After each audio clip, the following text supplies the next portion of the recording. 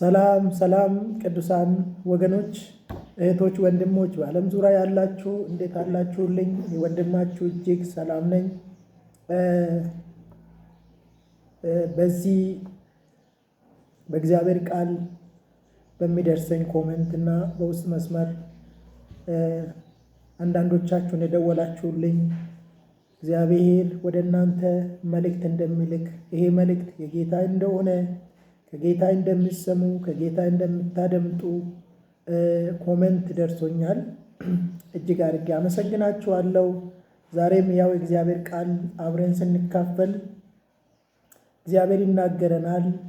እግዚአብሔር ወደኛ ሐሳቡን ይልካል። እግዚአብሔር ሐሳብ ካለንበት ከተያዝንበት ነገሮች ሁሉ ከተያዝን በዚህ ዘመን ብዙ በሐሳብ እንድንወሰድ እንድንተክዝና እንድንፈራ የሚያደርገን በዙሪያችን እልፍ ናቸው። ይሁን እንጂ ግን እግዚአብሔርን ሐሳብ የእግዚአብሔር የሆነውን ስንሰማ ካለንበት ወጥተን የእግዚአብሔር ፕሮግራም በሕይወታችን የሚቀጥል ይሆናልና ዛሬ የምንካፈለው ያው እግዚአብሔር ቃል የሚገኘው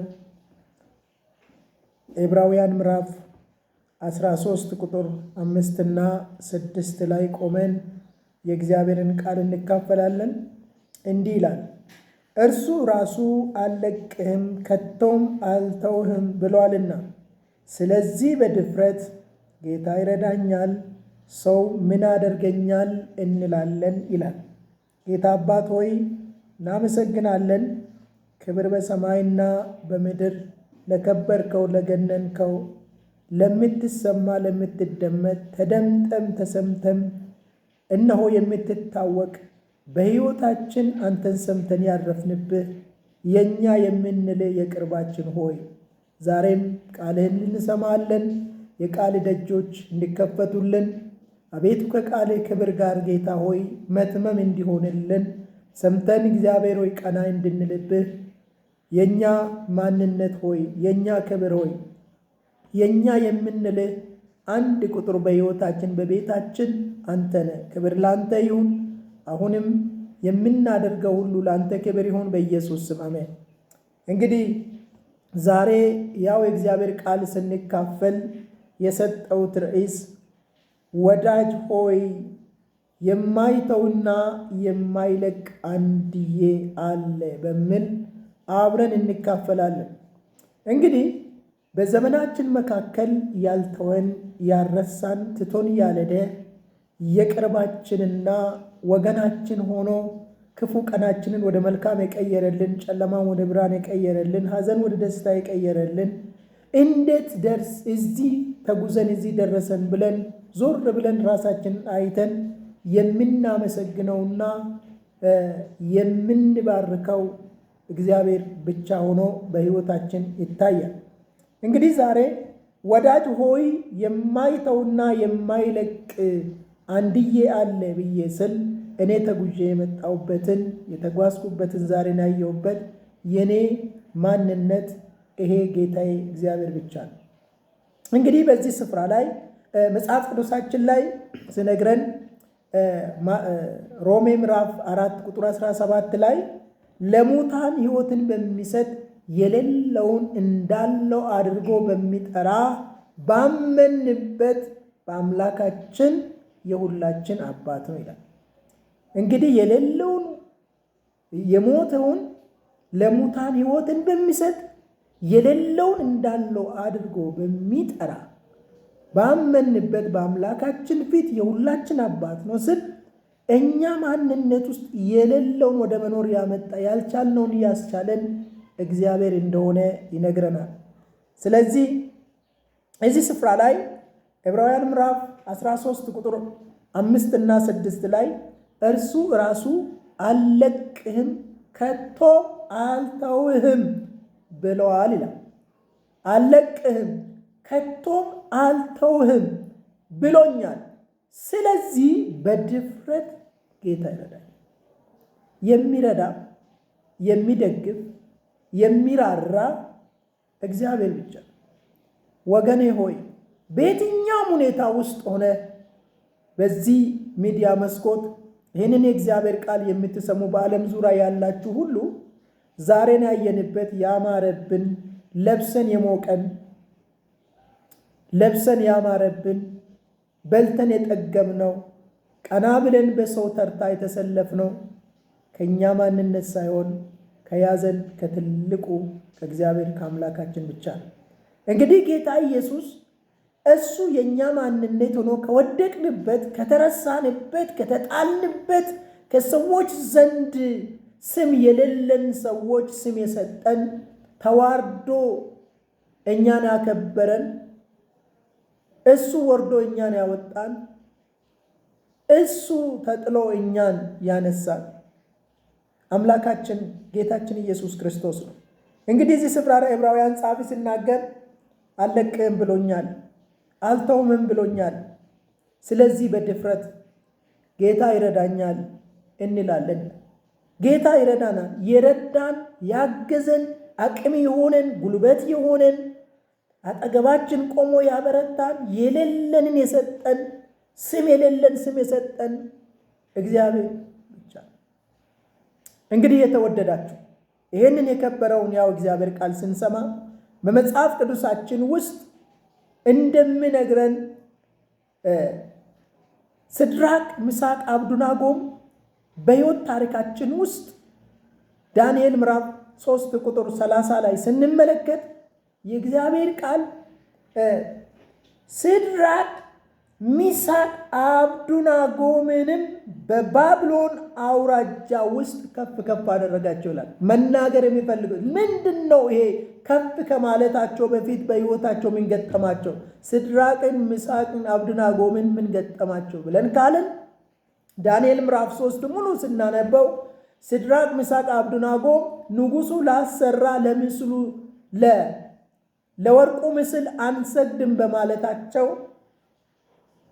ንጉሡ ናቡከደነፆር ወደ እሳቱ እቶን እንዲጣሉ ትእዛዝ አወጣ።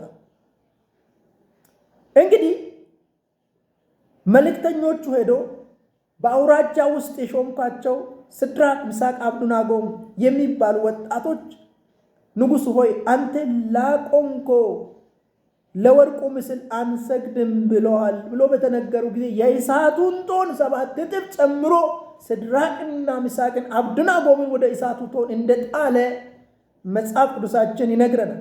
እንግዲህ ከዚህ በኋላ ንጉሡ ቀርቦ እውነት ነውን ብሎ ሲድራቅ፣ ሚሳቅ፣ አብደናጎምን በጠየቀ ጊዜ ላቆምኩት ላሰራሁት ለወርቁ ምስል ወድቀን አንሰግድም ያላችሁ እውነት ነውን ብሎ በጠየቀ ጊዜ አዎ ንጉሥ ሆይ 1000 ዓመት ንገሥ፣ አምላካችን ከዚህ ከእሳቱ እቶን ያድነናል፣ ባድነንም እንኳ አለ። ያን ጊዜ ንጉሡ ተናዶ እጃቸውን እግራቸውን አስሮ ወደ እሳቱ እቶን እንዳስጣላቸው ይነግረናል። ከዚህ በኋላ እንግዲህ የተማመኑበት የተደገፉበት አምላክ ከነሱ ጋር ጌታ ኢየሱስ ከነሱ ጋር እንደገባ ወደ እሳቱ እንደገባ ንጉሡ ናቡከደነፆር እንደተመለከተ እኛ 3 ጥለን ነበር፣ 3 ናቸው በእሳት ውስጥ የሚመላለሱት፣ አንዱ የአማልክት ልጅ ይመስላል ብሎ ካለ በኋላ አንድ ነገር አለ። እናንተ የልዑል ባሪያ ሲድራቅ፣ ሚሳቅ፣ አብደናጎም ኑ ውጡ አላቸው። እኔ የሚፈልገው የሚገርም እሳት ውስጥ ተጥለው ይቃጠላሉ ብሎ የአውራጃ ገዢዎች፣ ሞካንንቶች፣ መሳፍንቶች፣ አለቆች፣ የአውራጃ ገዢዎች ተሰብስቦ በነበሩበት ላይ ንጉሡ አለ ውድቀትን ላዩ የእነሱን መቃጠል ሊመለከቱ እየተንሰፈሰፉ ባሉበት እንደውም ደግሞ ከአውራጃ ገዢዎች፣ አለቆች፣ ሞካንንቶች፣ ገዢዎች በተሰበሰቡበት ጻፍቶች በተሰበሰቡበት በዛ ስፍራ ሹመት ተጨመረላቸው። በዚህ ስፍራ ላይ እንግዲህ ዳንኤል ምዕራፍ 3 ቁጥር 30 ላይ የሚነግረን በዛን ጊዜ ንጉሡ ናቡከደነፆር ሲድራቅ፣ ሚሳቅን፣ አብደናጎምን በባቢሎን አውራጃ ውስጥ ከፍ ከፍ አደረጋቸው ይላል። ይቃጠላሉ፣ ይሞታሉ፣ ይጠፋሉ ብሎ የተጠበቁ ወገኖች ሆይ ክብር ተጨመረላቸው። አንዳንድ ጊዜ ያታከተንና በርትቶና ጽፎ ወደ ሕይወታችን የመጣ ነገር መከራና ስቃይ፣ ከበባ፣ ክብር በስተጀርባ አለ። እንግዲህ ይሞታሉ፣ ይቃጠላሉ ብሎ ሲታሰቡ በተሰበሰቡት ሁሉ ፊት እነሱን ውድቀትና ሞታቸውን መቃጠላቸውን ሊያዩ በተንሰፈሰፉና ሊያዩ በጎመጁ ፊት እግዚአብሔር ክብርን ጨመረላቸው። ርዕሴ ወዳጅ ሆይ የማይለቅና የማይተው አንድዬ አለ በሚል ርዕስ እንካፈል። በየትኛውም ሁኔታ ውስጥ ሆናችሁ፣ በየትኛውም ሰልፍ ውስጥ ሆናችሁ ይሄ ያጠፋኛል፣ ይሄ ያስቀረኛል፣ ይሄ ነገር ሕይወቴ በዚህ ያበቃል ብላችሁ የፈራችሁ የደነገጣችሁ የፈራችሁት ላይ ወርሳችሁ የማይተውና የማይለቅ አንድ ወዳጅ የተወዳጀናል። ስለዚህ ዛሬ የምስራች እግዚአብሔር ቃል እንደውም በዚህ ዳንኤል ምዕራፍ 6 ቁጥር 28 ላይ ዳንኤልን ታሪክ ስንመለከት ዳንኤል ወደ አንበሶች ጉድጓድ ከተጣለ በኋላ ያ ዳንኤል የተጣለ ዳንኤል ይበላል ብሎ የተጠበቀ ዳንኤል ምዕራፍ 6 ቁጥር 28 ላይ የመጨረሻ ቁጥር ላይ ይህም ዳንኤል በዳሪዮስ መንግስትና በፋሪሳዊ በቂሮስ መንግስት ኑሮ ተቃናለት ይላል። የተጣለ ብዙ ያስጨነቁት፣ ብዙ የገፉት፣ ብዙ ያሰቃዩ ሰበብ የፈለጉበት ዳንኤል ራሱ ይህ ዳንኤል የተጣለ ከአንበሶች ጉድጓድ የተጣለ ዳንኤል ራሱ ይህም ዳንኤል በቂሮስ መንግስትና በፋሪሳዊ በቂሮስ መንግስት ኑሮ ተቃናለት። ኑሮ ይቃናል። አምላኬ ጋር ወግን። የትኛውም ፈተናና ተግዳሮት ውስጥ ሆነ አምላኬን ተመልከት፣ አስብ። እንግዲህ ወደ ዕብራውያን ምዕራፍ 13 ላይ ስንመለስ አልለቅህም ብሎኛል፣ ከቶ አልተውም ብሎኛል።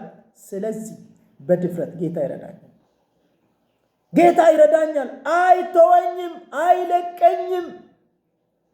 ስለዚህ በድፍረት ጌታ ይረዳኛል እንላለን። ሰው ምን ያደርገኛል ይላል። ምን ያደርገዳል ሰው? እነ ዳንኤል ላይ የተነሱ ክፉ ሰዎች ነበሩ። ወደ አንበሶች ጉድጓድ የጣሉ ነበሩ፣ ያታከቱት ነበሩ፣ የገፉት ነበሩ፣ ያሰቃዩት ነበሩ። እንዲሁ ሲድራቅ ሚሳቅ አብደናጎም እንዲሁ የተሰቃዩ በንጉሱና ስም ባለው ንጉስ እጅግ ስም ባለው ብዙዎችን በጠራ ብዙዎችን በስሩ ያስገዛ በናቡከደነፆር ንጉስ ንግስና በላይ ከሚፈራ ሰው በላይ የሚፈራውን እግዚአብሔርን የሚመለከውን እግዚአብሔርን ያዙ። ዛሬም እነግራችኋለሁ፣ ሰው በመስሪያ ቤታችሁ፣ በደጃችሁ በጌታ ምክንያት አምላካችሁ ጋር በመሆናችሁ የምትገፉ ራስ እንጂ ጅራት አትሆኑም፣ ላይ እንጂ ታች አትሆኑም።